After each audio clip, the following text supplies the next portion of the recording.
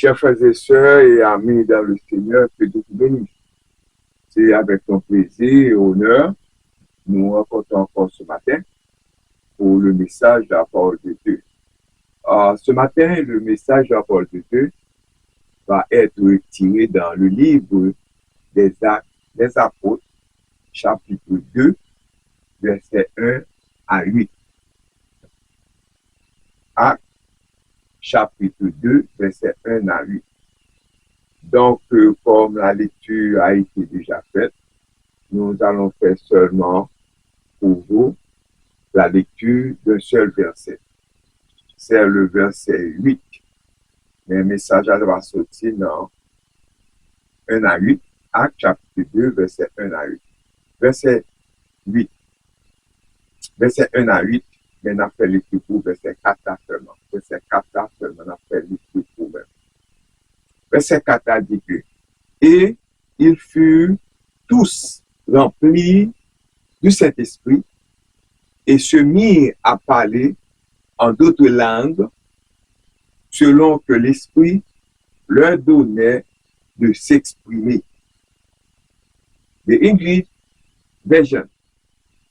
All of them were filled with the Holy Spirit and began to speak in other tongues as the Spirit enabled them.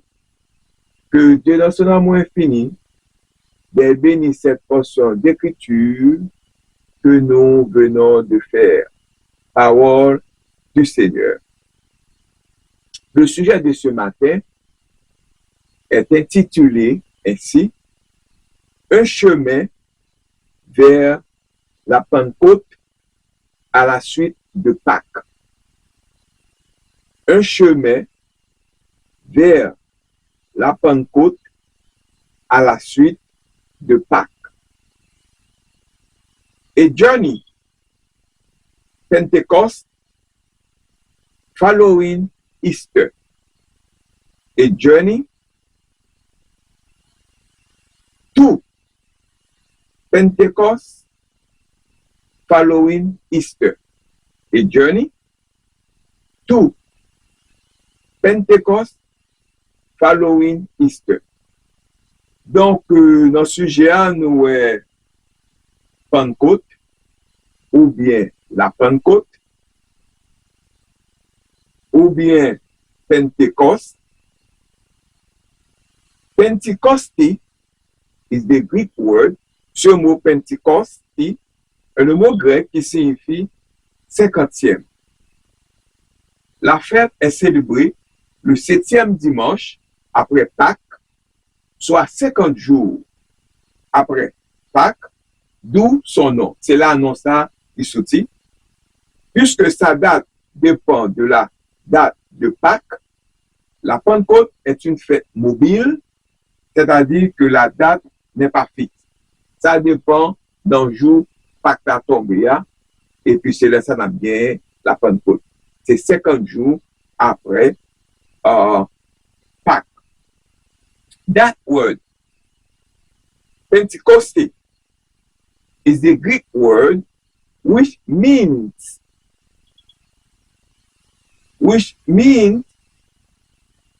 50th. The holiday is celebrated on the 7th Sunday after Easter, which is also 50 days after Easter, hence the name. Since his date depends on the date of Easter, Pentecost is a movable feast. That is, the date is not fixed. Donc, avant que nous développer ce sujet pour vous, nous avons dit quelques mots de livre des Actes des Apôtres, qui a écrit le livre des Actes, ou autre the Book of Acts. Le livre des Actes, aussi appelé Actes des Apôtres, n'identifie pas spécifiquement son auteur. D'après Luc chapitre 1, verset 1 à 4, et Actes chapitre 1, verset 1 à 3, nous savons que le même auteur a écrit à la fois Luc et Actes. La tradition depuis les premiers jours de l'Église est que Luc était compagnon de l'apôtre Paul, a écrit les livres de Luc et les Actes, selon Colossiens chapitre 4, verset 14 et 2 Timothée chapitre 4, verset 11. Date de rédaction, date of writing, le livre des Actes a probablement été écrit entre l'an 61 et l'an 64 après Jésus-Christ. Le but de l'écriture, purpose of writing, le livre des Actes a été écrit pour fournir une histoire de l'Église primitive. L'accent du livre est l'accomplissement de la grande commission. Les Actes rapportent que les apôtres sont les témoins du Christ à Jérusalem, en Judée et en Samarie et dans le monde environnant. Le livre des Actes met en lumière le don du Saint-Esprit qui guide, enseigne et sert de conseiller. En lisant le livre des Actes, nous sommes éclairés et encouragés par la puissance de l'Évangile alors qu'il se répand à travers le monde et transforme des vies. De nombreux miracles ont été accomplis à cette époque par les apôtres pour valider leur message. Le livre des Actes couvre la période de transition entre l'ascension du Christ et l'achèvement du canon du Nouveau Testament. Donc, et les miracles apostoliques étaient le moyen de Dieu d'authentifier son message à travers les hommes qui ont écrit la Bible. Donc, c'est tout ça que nous sommes capables de livre des Actes des Apôtres, mais one of the key verses of the book, c'est Actes chapitre 1er, verset 8. Ça, il y a plusieurs versets qui versets clés de livre ça, même des verset 8 dans Actes chapitre 1er, verset 8 qui dit que, mais vous recevrez une puissance, le Saint-Esprit survenant sur vous, et vous serez mes témoins à Jérusalem, dans toute la Judée, de la Samarie et jusqu'aux extrémités de la terre. Acts chapter 1 verse 8, but you will receive power when the Holy Spirit comes on you, and you will be my witnesses in Jerusalem and in all Judea and Samaria and to the end of the earth. Donc, background message le matin, hein? Comme on connaît ce matin, le dimanche de la Pentecôte, Dieu a envoyé le Saint-Esprit aux disciples de Jésus, les remplissant de puissance et leur permettant de parler en d'autres langues. L'Esprit continue de nous guider, de nous réconforter et nous enseigner aujourd'hui encore. Actes chapitre 2, verset 1 à 4, selon Actes chapitre 2, verset 1 à 4. Célébrer ce don de Dieu en agissant des bannières symbolisant le feu de la Pentecôte et en chantant « J'ai le Saint-Esprit au fond de mon cœur ». Nous gagnons Saint-Esprit dans le fond que nous. Avez-vous le Saint-Esprit dans votre cœur ce matin? Lorsque le Saint-Esprit dans le cœur ou agit différemment, ou fait ça qui bien, ou pas fait bagaille qui vraiment qui pas normal, parce que cet esprit il est là pour convaincre vous, pour corriger vous, pour aider vous, faire ça qui bien. Aujourd'hui, c'est le dimanche de la Pentecôte. C'est un jour où nous nous souvenons et célébrons un événement très particulier des débuts de l'Église. C'est jour ça, on a célébré le matin, ce beau dimanche, parce que c'est le jour que le Saint-Esprit descend. Le Saint-Esprit descend matin, il descend 2000 ans de cela, qu'il était capable, il ressemble avec nous jusqu'à aujourd'hui, il en que nous l'a guidé nous.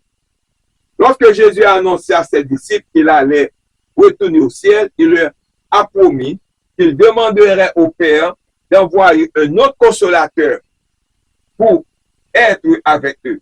C'était une promesse merveilleuse que Jésus faisait à ses disciples. Mais Pierre, Jacques, Jean, André et le reste de ses disciples n'étaient pas vraiment sûrs de ce que cela signifiait exactement. eh bien, nous avons dit que, du fait que pas sûr, de tant gens pas tellement comprendre, de tellement douteux, parce que, ouais, que bagala grave pour eux-mêmes. Eh bien, ce matin, nous sommes capables de vous et moi, les nous, ouais, bagayou noirs, les nous, bagayou mêlés, nous ne sommes pas vraiment sûrs de la situation. Nous voyons comment que la situation a venu pour nous-mêmes, parce que comment que nous avons sorti la donne. Il a tué Jésus, il a couru lui, il a tué lui comme ça, il a cloué lui, il a tué lui, il a mis sur la croix. Les disciples ne sont pas tellement sûrs. Ils vont aller, ils vont demander est-ce qu'ils vont le tuer ou tout. C'est même que nous-mêmes, tout, lorsque nos situations difficiles, nous ne sommes pas sûrs. Les nous, ouais, que bagayou mal passé, bagayou, nous perdons du job, nous. Est-ce que nous allons jouer notre travail? Les nous, si nous avons des problèmes, il a changé. Attitude, behavior, direction au plan, orientation au plan, il a changé. Et les madame a des problèmes, les maris ont des problèmes, les directions là, pas de monde qui suit. Ou pas tellement sûr, ou pas connaître exactement ce qui a passé. Et mauvais doux ce matin.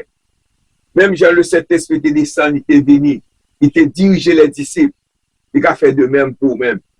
On besoin d'accepter Jésus comme son personnel ou besoin de suivre les instructions et les restes, les autres choses, il va venir par-dessus. Eh bien, ce matin, après que Jésus fut monté au ciel, la Bible nous raconte que ses disciples étaient rassemblés en un même lieu. Ils s'étaient réunis pour célébrer une fête appelée la Pentecôte, au cours de laquelle ils offraient à Dieu les prémices de leur récolte. Pendant qu'ils étaient réunis, ils ont fait une bonne réunion, ils ont été réunis pour offrir bon Dieu, le contrat avec bon Dieu. Pour la première, ça a procédé avec bon Dieu. Ça, ça me connaît que nous-mêmes tout, nous devons payer nos dîmes, nos offrandes. Lorsque nous touchons, nous gagnons pour nous 10% de ça que nous possédons. Nous gagnons pour nous offrande. Même j'ai disciple qu'on fait, nous-mêmes tout besoin de faire. Nous pas faire pour vraiment pour enrichir un homme, mais c'est une contribution pour permettre l'Église à grandir, pour qu'ils aient capable des moyens pour lui prendre soin de tête et puis prendre soin de tout le monde qui est dans l'Église, qui est dans le besoin, qui est dans le besoin. Soudain, quand ils étaient réunis, puis ils ont fait tout le bagage, soudain, ils entendirent un bruit semblable au souffle d'un vent violent. Ensuite, ils virent ceux qui rassemblaient à des langues, qui se rassemblaient à des langues de feu, qui virent se poser sur la tête de chacun d'eux. Cela aurait été assez extraordinaire. L'histoire s'était arrêtée là. Si l'histoire s'était arrêtée là, mais ce ne fait pas le cas. La Bible nous dit qu'après le vent et le feu, ils furent remplis du Saint-Esprit et commençaient à parler en d'autres langues. Tout le monde qui était là, c'est qu'à comprendre la langue par où ça tape dit. Toutes les personnes présentes pouvaient comprendre ce qui était dit, quelle que soit la langue qu'elles parlaient. C'est l'arrivée du Saint-Esprit dans notre cœur. Êtes-vous prêts ce matin pour recevoir le Saint-Esprit dans votre cœur? C'est une histoire incroyable, celle de Dieu envoyant le Saint-Esprit, n'est-ce pas? Ce qui est vraiment extraordinaire, c'est que le Saint-Esprit n'est pas venu une seule fois, ensuite reparti, il y est allé. Non, il était resté là pour nous corriger, pour nous convaincre. Selon Jean 16, verset 8, et quand le Saint-Esprit sera venu, il convaincra le monde en ce qui concerne le péché, la justice et le jugement. Il la matin pour convaincre nous, pour corriger nous, pour faire nous faire ça qui est bien. Et pour bagage seulement que nous avons fait, si nous faisons mauvais bagage, c'est que le Saint-Esprit écarte nous. Mais comment ça t'est fait? Mais le Saint-Esprit. Mais repitez ça, c'est comme ça que le Saint-Esprit descend sur disciple. Et le Saint-Esprit a descendu dans le cœur matin. Souvent, vous regardez le Saint-Esprit qui a dirigé vous comme un conservateur, il a descendu dans le même matin. Donc, il te descend. L'Esprit vit toujours dans le cœur des disciples de Christ. et il est avec nous ici, aujourd'hui, ce matin. Que cet esprit nous guide dans les décisions que nous prenons. Chaque jour, il est consolateur qui apaise nos craintes et nous remplit d'espérance. Que cet esprit nous parle à travers les Écritures de la Bible, de la lecture de Dieu, et nous aide à comprendre ce que nous lisons. Que cet esprit est là pour nous guider. C'est vraiment passionnant. Je pense qu'il serait bon pour nous d'organiser une célébration pour remercier Dieu de nous avoir envoyé le Saint-Esprit. Yes, nous célébrons et remercions Dieu de nous avoir envoyé le Saint-Esprit. C'est ce que nous faisons ce matin. Nous célébrons Dieu de nous avoir envoyé le Saint-Esprit. Brothers and sisters, nous le faisons connaître matin. L'important pour nous célébrer. Ça va dire que ça descend matin, parce qu'il descend longtemps déjà. Il a matin, pour résigner encore le monde qui n'a pas gagné. Mais quel est le rôle de cet esprit dans nos vies? Nous devons connaître qui rôle de cet esprit dans la vie. Nous.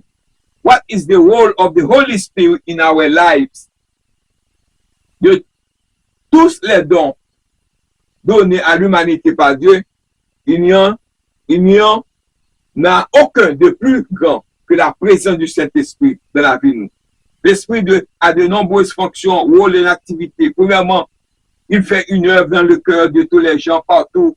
Jésus a dit aux disciples qu'il enverrait l'Esprit dans le monde pour convaincre le monde de péché, de justice et de jugement. Tout le monde a une conscience de Dieu, qu'il admette ou non. L'Esprit applique les vérités de Dieu à l'esprit des gens pour les convaincre par des arguments justes suffisants qui sont des pécheurs. Répondre à cette conviction nous amène au salut. Une fois que nous sommes sauvés et appartenons à Christ, à Dieu, l'Esprit Saint s'installe, Ishita dans le cœur nous pour toujours, nous scellant avec le gage confirmant, sanctifiant, assurant notre état éternel en tant que ses enfants.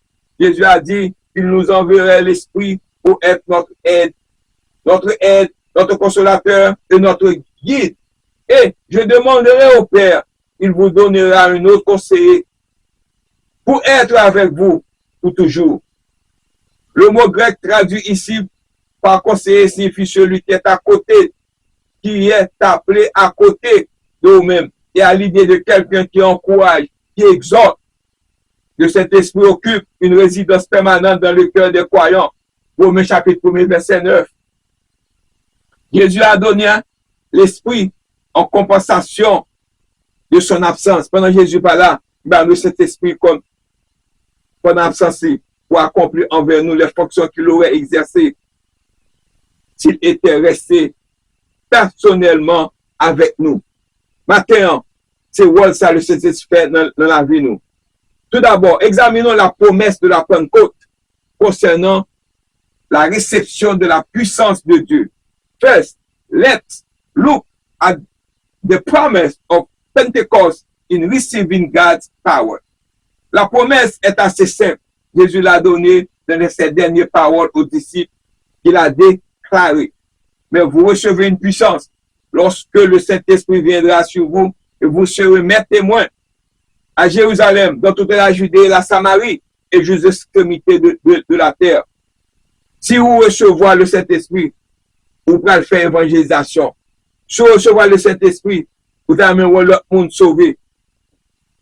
Si vous recevez le Saint-Esprit, vous faites évangélisation dans la caillou, dans la maison, dans l'église, dans la rue, dans l'école, dans l'hôpital, dans le travail, côté que vous êtes. Vous n'avez pas ouvert bouche pour faire. Jean a pas agi. Ou pas dans mes limélos, les mouchita souvent pas les moun mal, l'office dans le bureau, ou même pas la donne.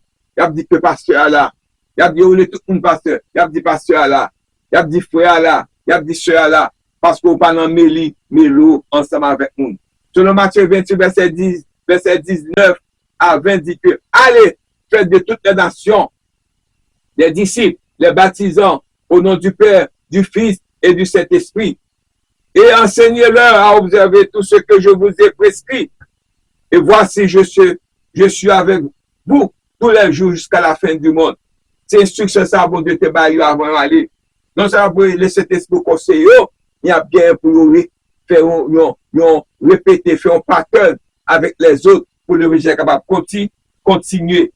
Et ce matin, c'est la promesse évidente. Mais il y avait eu des promesses antérieures de la venue de Christ. Il n'y a pas qui était fait dans l'Ancien Testament qui était fait connaître que Jésus gagnait pour lui venir. La venue de l'Esprit de Dieu avec la puissance pentecôtiste. Nous avons annoncé la venue de Christ. Il a annoncé également la venue de le Saint-Esprit. Des centaines d'années auparavant, le prophète Joël citait Dieu disant dans Joël chapitre 2, verset 27 à 32. Alors vous saurez que je suis en Israël et que je suis l'Éternel, votre Dieu, et qu'il n'y en a pas d'autre. Plus jamais mon peuple ne sera couvert de honte. Et ensuite, je répandrai mon esprit sur tous les hommes. Vos fils et vos filles prophétiseront.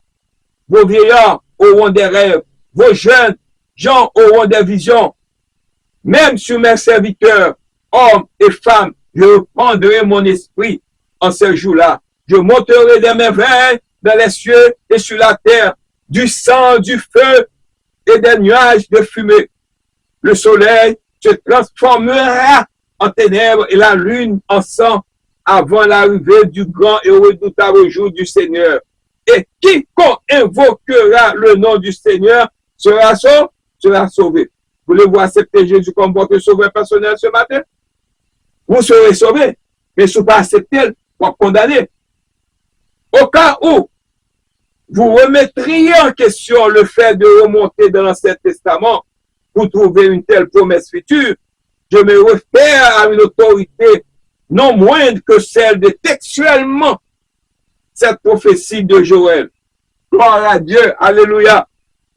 Do you want to accept Jesus Christ as your personal Savior this morning? And you will be saved. Yes.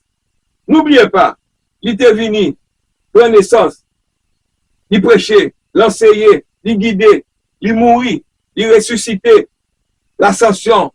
C'est y aller, l'ascension, la chambre de papa pour intercéder pour nous-mêmes. L'aller, la voyer, un consolateur, c'est le Saint-Esprit, c'est le jour de la Pentecôte. L'aller, la princesse pour nous-mêmes. Il y a un consolateur pour nous-mêmes. C'est le Saint-Esprit. C'est le jour de la Pentecôte. C'est ça qu'on a célébré matin. Et il dit, il reviendra pour aller ensemble avec nous, pour prendre nous. Vous et moi, qui nous sommes repentis de vos péchés et plaçons notre confiance en Jésus seul pour notre salut, avons-nous la promesse de la puissance pentecôtiste de Dieu. Il ne s'agit pas d'une énergie divine réservée à certains mouvements et dénominations qualifiées de charismatiques ou de pentecôtistes, comme il est triste si nous ne partageons pas aux autres cette énergie divine que Dieu veut pour vous tous. Brothers and sisters, jeunes, grand monde, petit monde, vieillard, riche, pauvre, noir, blanc, jaune, rouge, tout le monde, nous avons besoin de partager l'évangile là avec tout le monde. Deuxièmement, regardons la position de la Pentecôte quant à la réception de la puissance de Dieu.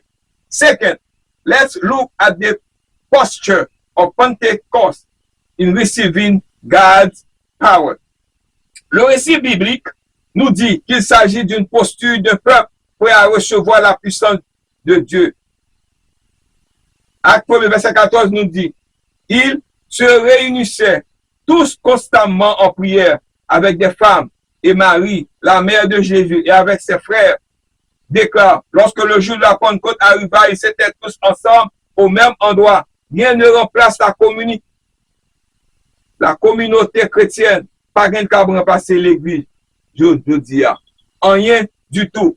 Je suis convaincu qu'on néglige ce profil biblique de la posture d'un peuple ouvert à recevoir la plénitude de la puissance de l'Esprit de Dieu et à continuer à recevoir la plénitude de cette puissance. Cette posture comporte au moins 4 aspects dans mes partages avant matin. Très, très vite. Un aspect est celui d'être ensemble au même endroit. Vous ne pouvez pas faire cavalier seul dans la vie chrétienne. Vous avez besoin de vos frères et sœurs, tant de gens qui revendiquent la spiritualité, la poursuivre sur la base de Lone Ranger. Un deuxième aspect, la nécessité d'être dans un esprit de prière. Nous avons besoin d'un esprit de prière tout le temps. Nous avons besoin de moments seuls de la prière. Nous avons besoin de moments de prière ensemble. Nous devons ouvrir notre cœur à Dieu, lui permettant de capter notre attention. Certains d'entre nous sont tellement occupés à faire des choses que nous n'avons pas pris du temps d'écouter, d'être ouverts, de recevoir cette puissance et cette énergie divine que Dieu veut nous donner à travers son esprit. Le troisième aspect de prendre au sérieux ce que disent les Écritures, c'est que la Bible dit nous, je suis fasciné par le fait contre l'ascension de Jésus de la Pentecôte. Ce groupe de 120 proches disciples de Jésus a entendu les Écritures enseigner. Pierre leur a exposé les enseignements de l'Ancien Testament. C'est une posture de réceptivité aux enseignements de Dieu. Et un quatrième aspect, ils attendaient avec impatiemment que Dieu agisse. Y a-t-il cette dimension d'attente dans votre vie? Nous vivons dans une culture de gratification instantanée. Si quelque chose ne va pas dans votre vie, nous avons automatiquement tendance à blâmer Dieu. Non, oublions que Dieu peut utiliser ces choses qui nous déroulent tant pour attirer notre attention. Brothers and sisters. Et troisième bagage que dans mes paroles avec vous avant que moi quitte aller, regardons l'image de la Pentecôte avec un peuple recevant la puissance de Dieu. Let's look at the picture of Pentecost with people receiving God's power. La fête avait deux significations principales. Premièrement, il avait une signification historique de la mesure où il commémorait le don de la loi à Moïse sur le mont Sinaï. Deuxièmement, cela avait une signification agricole dans la mesure où, à Pâques, le premier honneur d'orge de la récolte était offert à Dieu à la Pentecôte. 2 pains étaient offerts en remerciant pour la récolte achevée et récolte. Aucun travail ne devait être affectué ce jour-là. C'était une fête festive et les rues étaient remplies de monde. Luc nous adresse le tableau dans Actes chapitre 2, versets 2 à 13. Laissez-moi lire quelques-uns de ces mots. Soudain, un bruit semblable à celui d'un vent violent vint du ciel et remplit toute la maison où l'on criait. Il vit ce qui semblait être des langues de feu qui se séparaient et se posaient sur chacun d'eux. Ils étaient remplis avec le Saint-Esprit. Et encore, ce langue de feu qui était rempli au soir extraordinaire. Et nous avons dit que regardons la prédication de la Pentecôte d'un peuple recevant la puissance de Dieu. Let's look at the preaching of Pentecost of people receiving God's power. Nous entendons beaucoup parler aujourd'hui de les cercles politiques de la nécessité de rester fidèles au message. Il est important que nous, en tant que disciples de Jésus, ayons une puissance pentecôtiste qui nous permet de rester fidèles au message. C'est que partager parole là, faire quitter cet esprit, diriger nous, guider nous. Pierre se lève et s'adresse à la foule en déclarant que les hommes et ces femmes ne sont pas ivres, pas sous, et pas sous, mais c'est le Saint-Esprit qui entre eux-mêmes. Il n'est que 9 heures du matin. Ce qui se passe sous vos yeux, dit-il, est l'accomplissement de ce que le prophète Joël et d'autres avaient prédit. Puis il se concentre sur la personne et l'œuvre de Jésus-Christ. Jésus-Christ promet la voie de cet esprit. Il voyait vraiment et il est capable vraiment porter la victoire. Regardons la pratique de la Pentecôte du peuple qui a reçu la puissance. Let's look at the practice of Pentecost of people who have received God's power. Luc nous montre 4 pratiques spécifiques d'une église vivante et remplie de Saint-Esprit. Si l'église n'a pas le Saint-Esprit, il va pas aller nowhere. Il se livre à l'enseignement des apôtres, à la communion fraternelle et à la prière. Tout le monde était rempli de crainte et de nombreux prodiges et signes miraculeux furent accomplis par les apôtres. Tous les croyants étaient ensemble et avaient tout en commun. On va dans leur bien, on va dans leur bien. Il leur donnait à chacun selon ses besoins. Chaque jour, ils continuaient à se réunir dans les cours du temple. Ils rompaient le pain dans leur maison et mangeaient ensemble de cœur joyeux et sincère, louant Dieu et bénéficiant de la faveur de tout peuple. Et le Seigneur ajoutait chaque jour à leur nombre ceux qui étaient sauvés. Et nous sommes capables de dire comme ça que c'était une église apprenante. Il y avait 3120 personnes qui se consacraient à l'enseignement des apôtres. Faut nous apprendre Paul. Bon Dieu, il prenait la dictate au sérieux. C'était pas une expérience mystique qui les faisait négliger la théologie. La plénitude du Saint-Esprit n'est pas anti-intellectualisme. Aujourd'hui, nous n'avons pas les apôtres, mais nous avons les enseignements des apôtres. Nous avons les enseignements prophétiques de l'Ancien Testament que possédait l'Église primitive. Et nous avons l'enseignement des apôtres tel qu'enregistré, préservé pour nous par le Saint-Esprit dans le Nouveau Testament. Une Église remplie de l'Esprit est une Église qui ça? Biblique, engagée envers la parole de Dieu. C'était une Église bienveillante. Ils étaient impliqués dans la pratique de la communion fraternelle. Ils se sont réunis en groupe intime. Ils ont vu tout ce qu'ils possédaient appartenant à Dieu. Il avait été donné pour qu'ils puissent l'utiliser. Ils partageaient entre eux comme en commun tout ce qu'ils possédaient.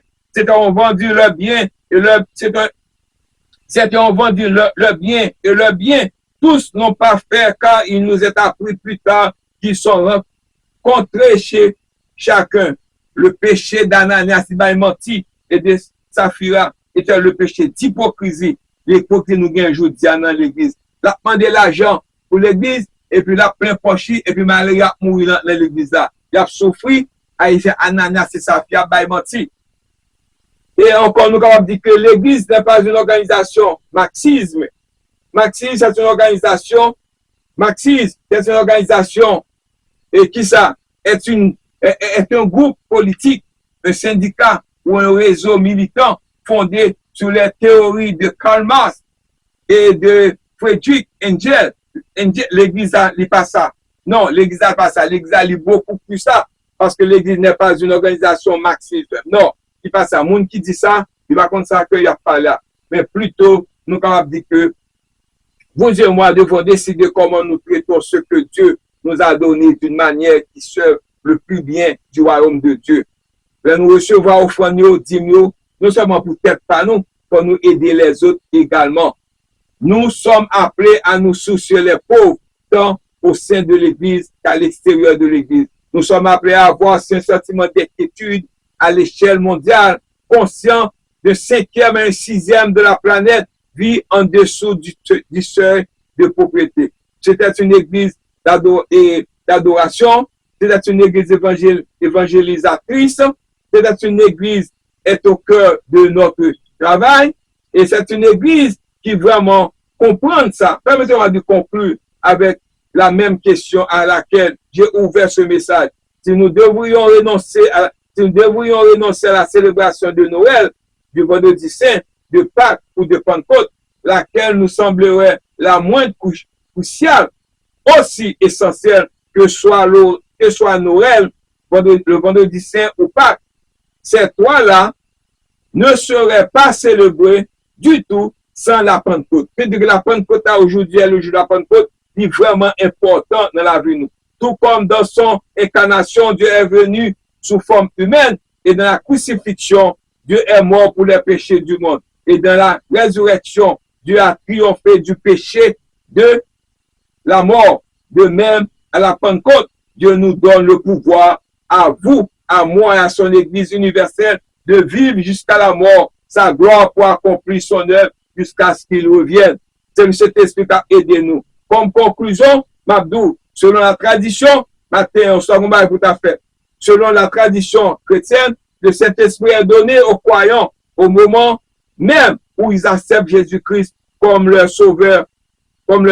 Toutefois, de nombreuses traditions distinguent cette habitation initiale du remplissement ou de baptême de cet esprit qui constitue une expérience de capacitation faisant souvent suite à la conversion, bien que les pratiques varient selon les dénominations, les étapes fondamentales pour recevoir et faire l'expérience du Saint-Esprit comprennent. Mais la repentance et la confession, reconnaissez-vous vos péchés. C'est ça qui est important matin. Reconnaissez vos péchés. Détournez-vous-en et alignez votre cœur sur la volonté de Dieu. Selon Actes chapitre 3, verset 19, repentez-vous donc et convertissez-vous pour que vos péchés soient effacés. Parmi les messages à matin, un chemin vers la Pentecôte à la suite de Pâques. Un chemin vers la Pentecôte à la suite de Pâques. A journey to Pentecost following Easter. Nous avons besoin le baptême, la prière et la demande, nous avons besoin la foi, nous avons besoin l'abandon du contrôle. Pas plutôt là matin, avec la paix, bon Dieu. La Pentecôte, c'est un bagage qui est important dans la vie, nous, parce que c'est la venue du Saint-Esprit. Que bon Dieu bénisse nous, passez un très bon dimanche. Passez un très bon dimanche, que bon Dieu bénisse nous. Amen. Alléluia. Amen.